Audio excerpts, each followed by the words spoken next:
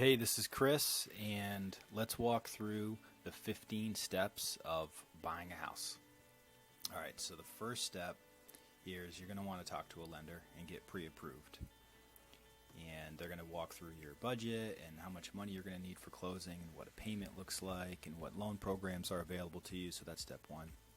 Step two is we're going to have a home purchase consultation, and these two can happen in either order, these first two steps here, but the home purchase consultation is with a real estate agent, which is what I do, and we'll walk through a number of questions and try to figure out what it is that's most important to you, and all those details surrounding about what your next 5-10 years looks like.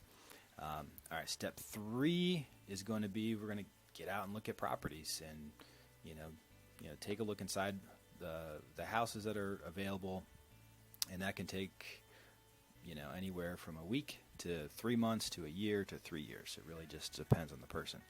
All right, step four is we're going to make an offer on a property, and I'll have another video for that process, but making offers would be the step four.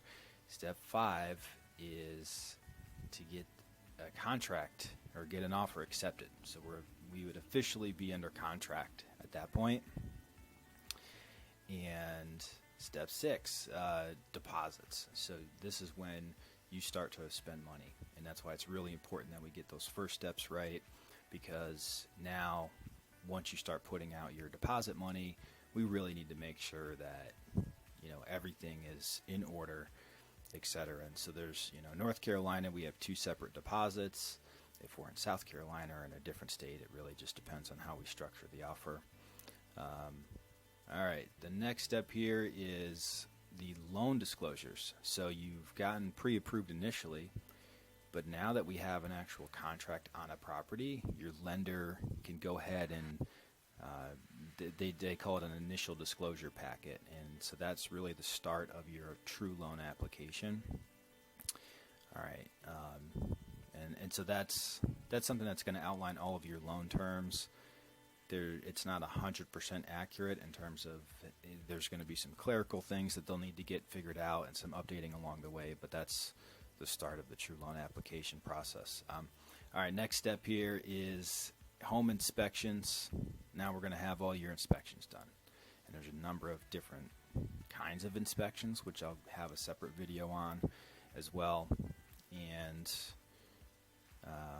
home inspections are different from an appraisal, and so the next step is the lender's going to go out and actually send an appraiser out to the property, and they're going to take a look at the market value.